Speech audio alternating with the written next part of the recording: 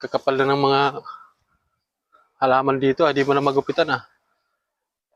Jeff, paliha nga. Wala ka naman ginagawa.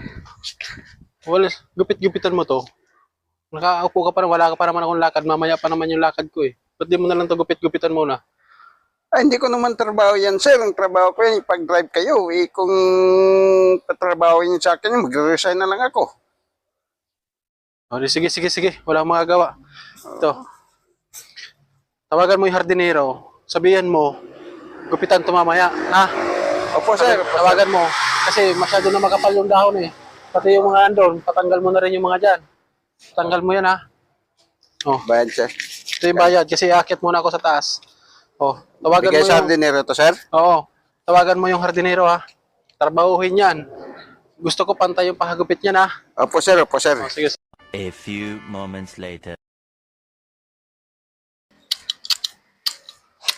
Oh, akala ko ba, Ay, bakit ikaw nagugupit yan? Akala ko ba ayaw mo magtrabaho niyan? Asan yung hardinero? sir, tinawagan ko yung hardinero. Eh, may sakit daw. Eh, may trangkaso. Kaya ako na lang nagupit ko, sir. Eh, kailangan naman talaga gupitan to. Kailangan gumanda to eh. Ano? Oh, tingnan mo. Oh. Sipag ka talaga. Oo naman, sir. Kaya, sayang din yung ano eh. Hindi talaga ako nagkamali pagpili sa'yo ah. Ako na, hindi mapilit yung ano, may sakit eh. Kaya ako na lang, sir, nagupit oh. Oh, tingnan mo. Oh, di ba? Oh. Akin na yung 1.5. Wag, ginupitan ko na nga eh. Para sa dinero, ako